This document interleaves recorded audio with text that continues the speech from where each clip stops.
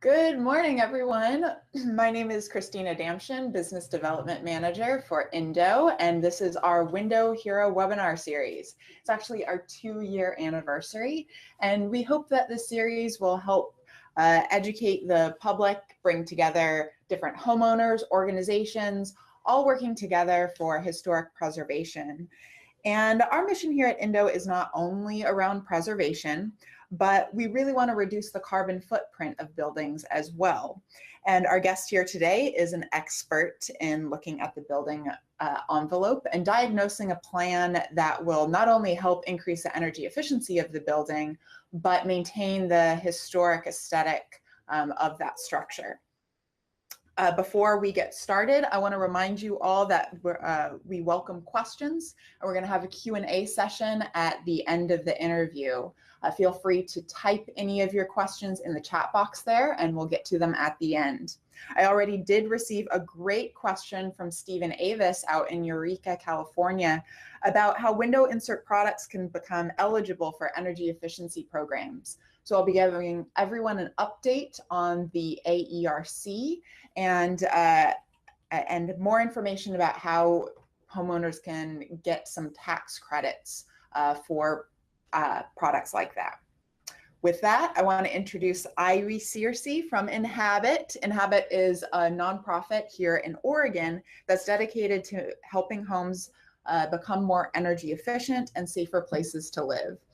And Irie here has helped thousands of homeowners make good decisions on upgrading their homes, and is really a guide in a lot of complex decisions around how to decrease your utility bills and also take a look at your air quality to ensure that it's a safe place to live. So thank you so much for coming here, Irie. We're glad to have you. Thanks for having me here today. So let's start out with some basic definitions. What is home performance? So home performance is a holistic look at the home and what's going on within it. We work with a network of BPI certified contractors, which just holds a contractor to a higher standard of work while they're looking at kind of how to help the efficiency of the home. And BPI is? Oh, the Building Performance Institute. Gotcha. Yeah. Great. And what is your title as a professional? I am a home performance advisor. And home performance advisor, many other people hear things like building scientist. What does that necessarily mean? Yeah, so home performance advisor is not like a third-party consultant that kind of helps homeowners, guides homeowners throughout the process once they are connected with a contractor. They kind of help them make decisions about what went on during the day of the assessment and where to go from there. Great. And we're very happy that you guys help older homes. What do you guys categorize as what an older home is? Yeah, that's a good question. An older home, typically, by our definition, is a home that's older than 1993.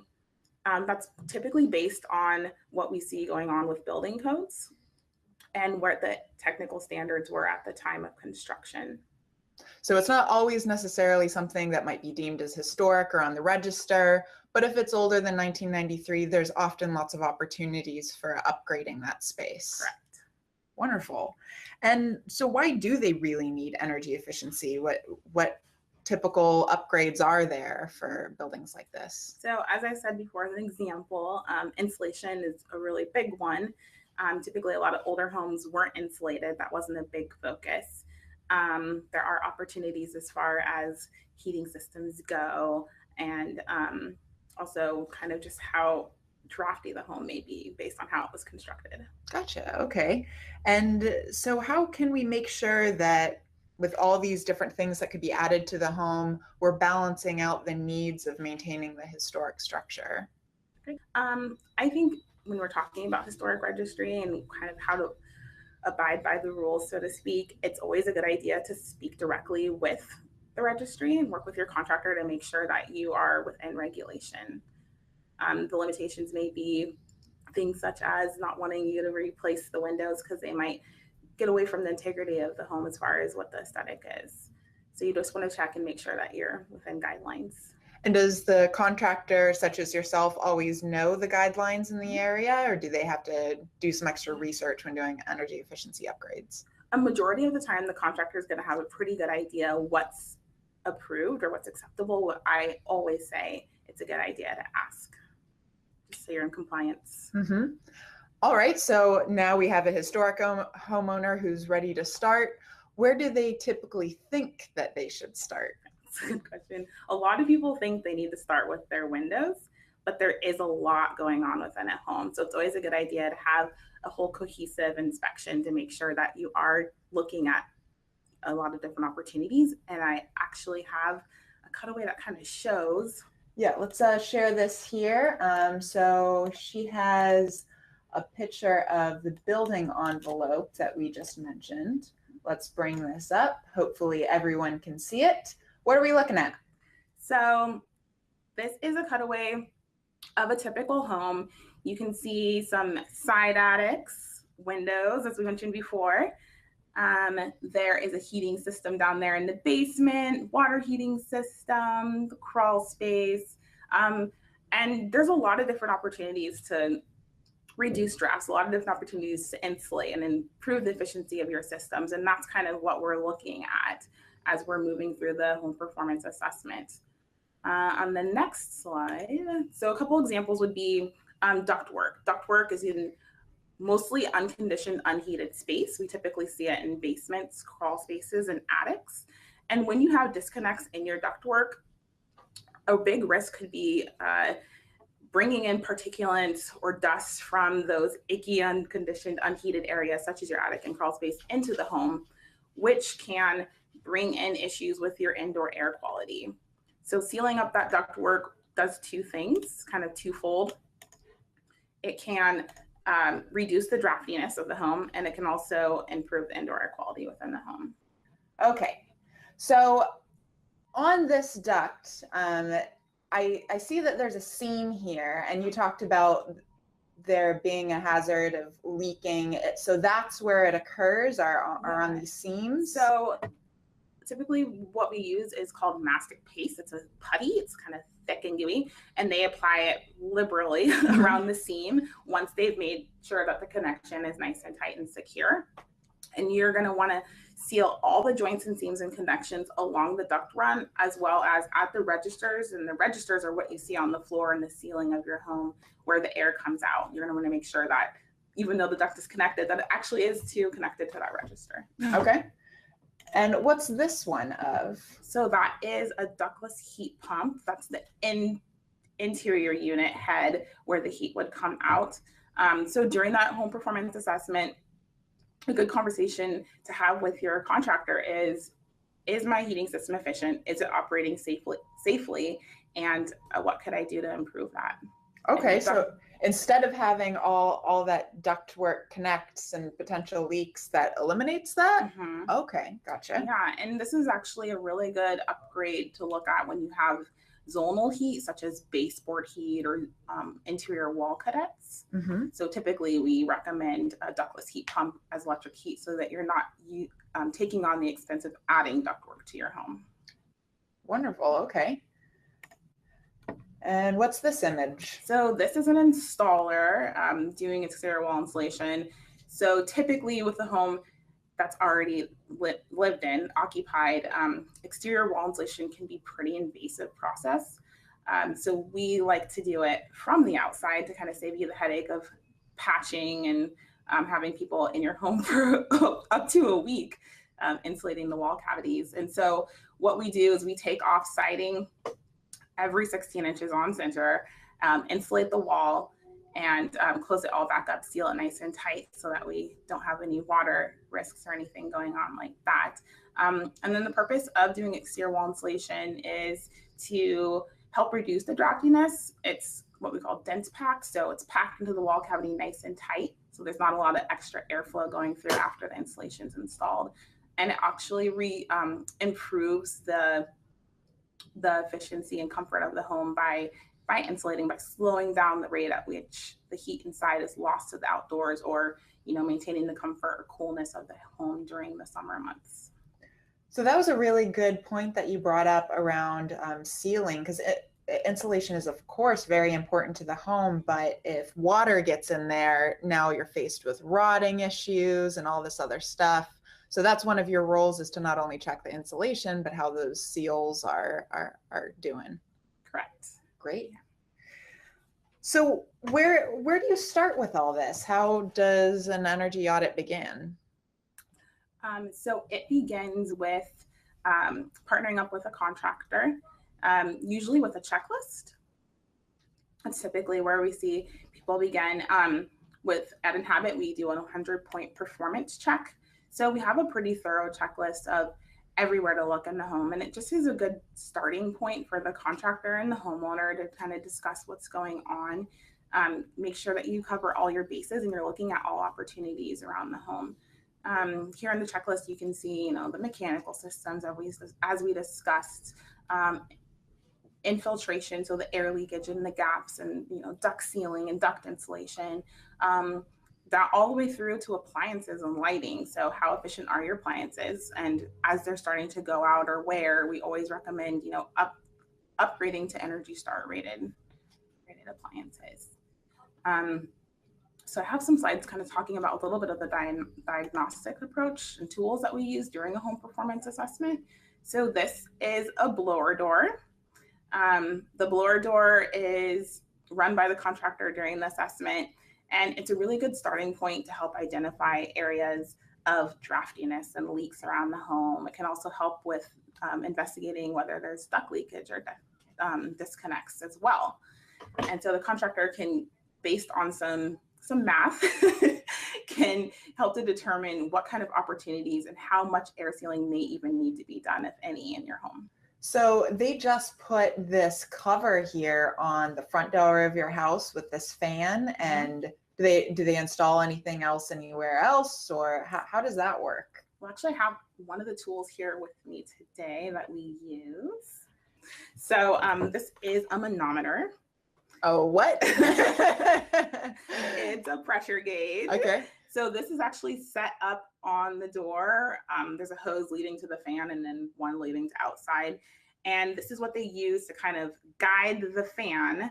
And based on the reading on the pressure gauge, that's kind of what's telling you how leaky the home is. Okay. So I see that there's a button that says baseline, set pressure. Mm-hmm. So you'll put a particular amount of air into the home, and then you can see how much it's leaking through the windows, ducts, all that stuff. Yep. Okay, yeah. Great. And so then there's some other tools that you have here. What's this one? So this is an infrared camera. The infrared camera, not a perfect science, but it helps the contractor kind of identify points that need further investigation. And its base purpose is to identify hot and cold areas around the home. Mm-hmm. So when the blower door is running, I can show you kind of here. You can see that Christina is indeed very, very warm, waving at you through the infrared. Not a vampire, that's good.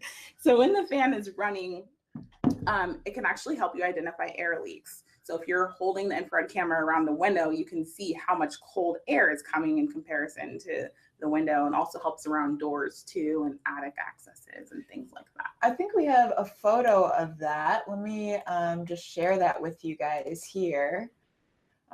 So again, here's the blower door test, and then this is what that infrared camera would look like on the home. Mm-hmm. And so when you see something that's black or blue here, what does that mean? It tells me it's very cold. Okay. Yeah. And then so you would see kind of the opposite being these red spots. Mm-hmm. And what would that tell you? They're warmer areas in the home. Yeah. And so typically when we see that, when you're looking at a wall assembly, you can it gives you an idea of whether or not there's insulation in the wall, because based on how cold or warm the wall is in comparison to the studs. So if you took a look at this photo of the house, would there be anything concerning to you, or what areas would you point out? I'd look at the ridge, and it just also a big determination is if this was in the summer or the winter too. You might be seeing inverse of what's going on, but mm-hmm. you'd want to look up in the roof and just make sure that there was insulation up there. Oh yeah, I see that there's probably something, there's definitely heat coming out at the top. And a big funny joke kind of in the industry is if you're walking around in the winter time and there's roofs without snow on them, you can tell they're losing heat. And so that house maybe needs some insulation. That's a good test. That is a really easy one. All right, and then I see you have some other tools here on the table. So can you tell us what this one is here? Yeah, so this is an indoor air quality monitor. Typically it's left in the home for about 3 days, and it's going to look at humidity, temperature, carbon monoxide and carbon dioxide, particulate allergens, household hazards, and it gives the consultant or contractor an idea of kind of what's going on in your house as far as the indoor air quality and what could be attributing to asthmatic symptoms or discomfort, respiratory discomfort. Based on work that comes out, you can come up with an action plan with your contractor for advanced filters on your furnace, maybe some mechanical ventilation such as a bath fan or kitchen fan to help reduce humidity, all the way over to an ERV or HRV system. You mentioned, sometimes people may have a reaction to the air, allergies, things like that. Do you run into customers that have, some sort of health issue that maybe they didn't realize was caused by the air quality in their home? Yeah, absolutely. Yeah, there was a home that I was actually in a little bit ago, and the homeowner was suffering really, really bad allergies. And so we were able to run the test and find that there actually was a lot of particulates in her home, and the house really opened during the summer months and pollen coming in. And so, that's a really good candidate for, advanced filters in the home and looking at options like that. So that's an important one. I'm sure a lot of people out there want to jump on taking action. Does it always have to be done by a professional? Is there something at home that they can try to test the air quality? I would definitely recommend and advise that that kind of test is run by a professional, just as far as diagnosis of what's going on in the house. I think is better suited for a professional, and then they can come up with an action plan for you. Okay, great. And then what is this final one here? This final one is a radon test kit, and this is something that you can do on your own. You can order it through a local hardware store or even on our website at enhabit.org. We sell them there. It takes about 3 to 5 days to run the test. Then you send it off to a lab. With our team, we get the results, and then we'll get in touch with you and talk about if you have elevated levels of radon, kind of what the next steps are and where to go from there. Great. So this is a lot of stuff, and I know it can be pretty overwhelming for homeowners, especially those with historic houses, because they know that there's a lot of issues. And so how do they confront this daunting task and find a professional that they can trust to come into their house? Right. There's a lot of different ways. You could look on your utility website, sometimes find a list of contractors there. At Enhabit, we work with a network of pre-qualified contractors that we partner you with. They come out and they will begin the home performance audit with you, go through the motions of what we talked about, come up with that action plan. And then as a home performance advisor, we kind of chat with the homeowner about the next steps and what kind of work makes sense for their home and their budget at that time. Okay, so you mentioned budget. There are a lot of really great programs out there because we want, as a country, to be encouraging these sort of actions. So how do they find out about things like tax credits, financing, all of that? You would find out through our program. And on our website at enhabit.org, we offer a lot of different information as far as different financing.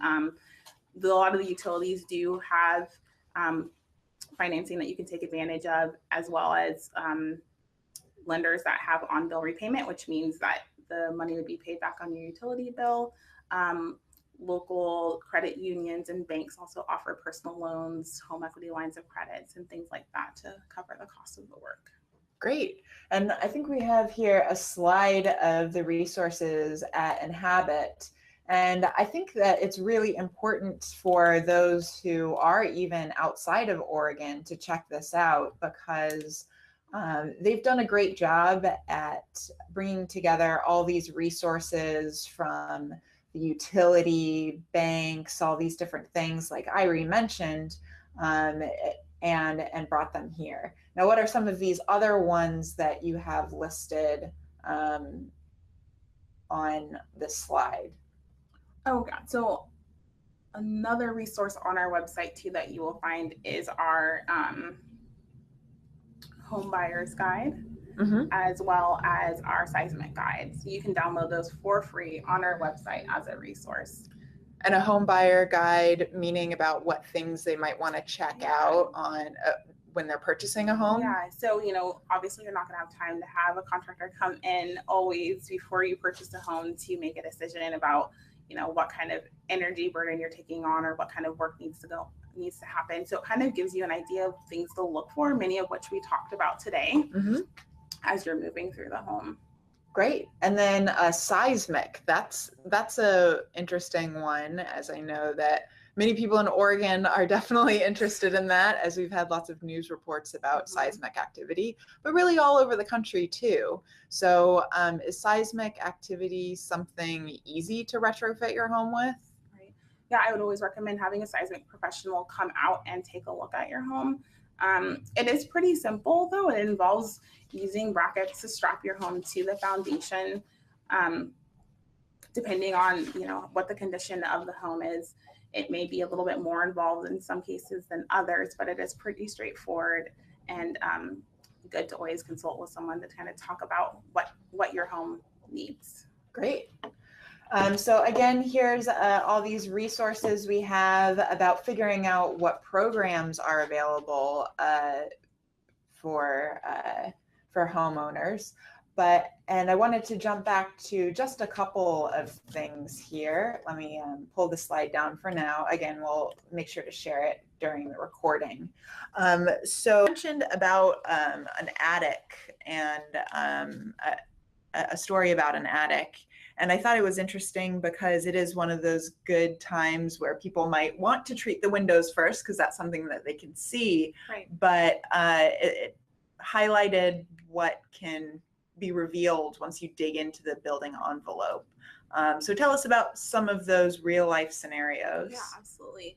So I did have a customer that reached out to me earlier this year telling me their home was really uncomfortable, super loud. They live on a busy street. They needed new windows. They needed to make the home a little more comfortable and more quiet. And so when we went out to do the initial assessment, in fact, they had no insulation in their attic, and their attic was actually open to their master bedroom. So they were pretty much living outside. So you can imagine in the summertime, it's super hot, and in the wintertime, it's super cold. They had an old oil furnace, which was just a complete energy hog, and they were paying a lot of money to fill the tank every year. So after that assessment, we went through and we closed off those attic spaces, kind of disconnect the attic from their room, air sealed throughout the home, and then did some pretty thorough insulating of their attic, their exterior walls, their basement, and upgraded them to a high efficiency gas furnace from oil. We actually did not touch the windows at that time, and they are extremely comfortable. Their house is a lot more quiet because the exterior wall insulation actually has an added bonus of quieting the home from what's going on outside of it. And all that work made a huge impact on them. Yeah, insulation is definitely very important. Just like you said, there's lots of houses out there that don't even have it. So it is important to investigate, particularly if you're in an older house. And so insulation is something that a contractor really needs to be doing. I hope there's not any do-it-yourselfers out there really trying to tackle that step. Yeah. But there are things that homeowners can do themselves. What are those type of things? So I think a big thing is installing high efficiency lighting. So replacing old light bulbs with LEDs is a good example. Putting in low flow shower heads or aerators on your kitchen and bathroom faucets are good places to kind of start. And then, like we mentioned earlier, as you're upgrading your appliances, your refrigerator, your dishwasher, your clothes washing machine, things that are more energy conscious and Energy Star rated even. Well, these are all fantastic tips. We're going to be wrapping up to go into some question and answers from our audience. I wanted to start that off by mentioning something called the AERC, which is the Attachment Energy Ratings Council. So many of you out there that may have investigated into what energy credits or tax credits or refunds can happen with your home by replacing your windows probably found that you had to meet particular requirements such as an Energy Star rating. And window attachments such as Indo or other storm windows aren't eligible for those because they're not permanent attachments to the home. So the AERC was formed. It is a nonprofit that's dedicated to public interest of defining standardized testing methods for systems like this. So homeowners have more options in what they can treat in their home, but still receive those financial incentives. So the AERC is finalizing some of those testing standards, the sticker with the informative results of those testing. And what we really need help from the community on is checking out AERC's website, which is aercnet.org, and following them. And what will need to happen next is pushing utility programs and energy programs to include these testing standards in the parameters that could get homeowners various credits. So make sure to check that out. And many thanks to Stephen Avis and Eureka for bringing that up today so we could mention it. So now we'll open up to questions from the audience. And I want to check here. So let's see. And I'll also put up this quick slide so I can check out the computer.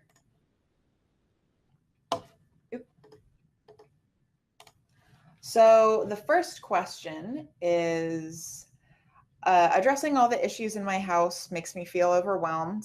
How do I prioritize what I need to do? And how can I trust what my home advisor tells me I should do first? Irie? I think the best thing is after your initial assessment, kind of reviewing that checklist with the contractor, looking at the price of each measure that was recommended and figuring out what fits into your budget. Mm-hmm. Once you have an idea of kind of what that budget is, we can talk about priorities. The first thing that we look at is health and safety. So we want your home to be efficient. We want you to be comfortable, but we want to make sure that we're not jeopardizing you or your family when we're doing the work. So if there are any safety issues going on in the home, those are the first priority. Then from there, typically we look at insulation and air sealing. Generally, you have huge energy benefits from doing that work, and it's going to be maybe a little bit less expensive than doing something like upgrading your heating system or replacing all of your windows. So that's another area to start.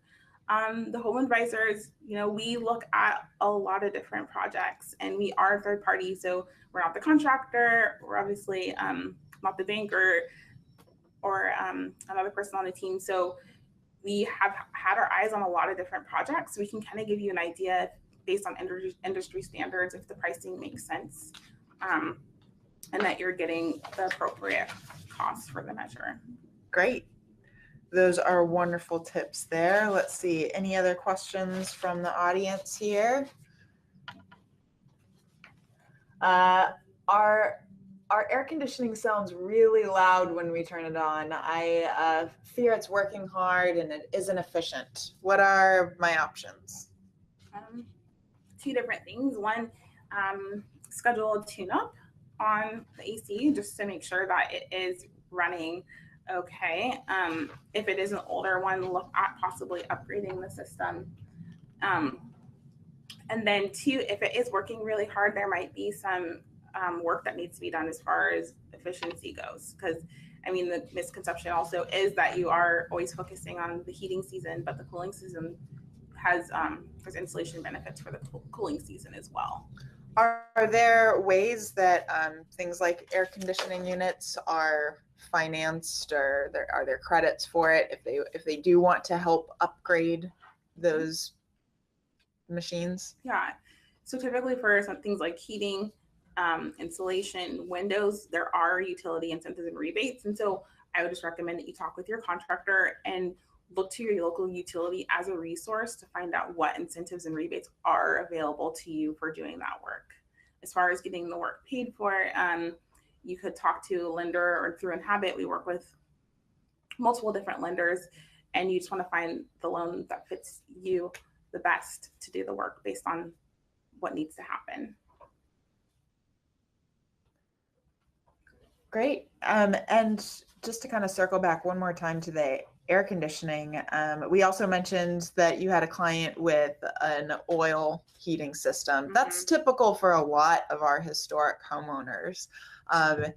Isn't it kind of scary to replace those out? I mean, what kind of steps would they have to take in order to get that replaced for them? Yeah, so you would decommission or disconnect that exterior tank from the inside. And at that point, then they would run a new gas line to the home and put it in the system. If you were going to upgrade to high efficiency electric heat, such as a heat pump, you have the added benefit of heating and air conditioning with a heat pump upgrade. So you get kind of like more bang for your buck as far as that work goes. And there are awesome incentives for upgrading to high efficiency electric heat that has air conditioning as well, rather than just putting an AC back in when you're upgrading your system. Okay. So if homeowners are going, all right, I think that I need a new heating system, but I listened to the webinar and I know that I need to check my insulation out, but I'm not sure I want to take that next step of calling someone. Is there any way they themselves can see if they have insulation or not? Yeah, so you could take the checklist around your home, or talk to your, like I said, your local utility, and look at what kind of resources they have there, and go and take a look, measure the insulation depth, get an idea of what's going on. And that will give you a good baseline conversation for the contractor. You say, hey, I only have 2 inches of insulation in my attic. Do I need more? You could also go visit your local permitting office and see kind of what codes there are for insulation. And that will give you an idea too of kind of if you need a little bit more. So you said measure, and so I can see in the attic you're kind of taking a ruler and maybe kind of sticking it up in the attic. What about on the walls? How do they check if there's even insulation that exists? Walls are a little bit trickier. Walls are a little bit trickier. You can use, like we usually use the infrared camera, and that isn't even a perfect science. So it's a little bit harder to tell with exterior walls, but based on the age of the home, if it hasn't had an energy upgrade in the past, then that's a good way to start. It's older than a certain year. So let's see if we have any other questions from the audience here. Well, this has been very informative. We really appreciate your time. And again, if anyone is interested in checking out Enhabit's website, there's a multitude of resources. We'll make sure to post that slide listing not only their resources, but some of the other recommended organizations to refer to as well. Irie, thank you very, very much. And we will see you for the next Window Hero webinar. Take care.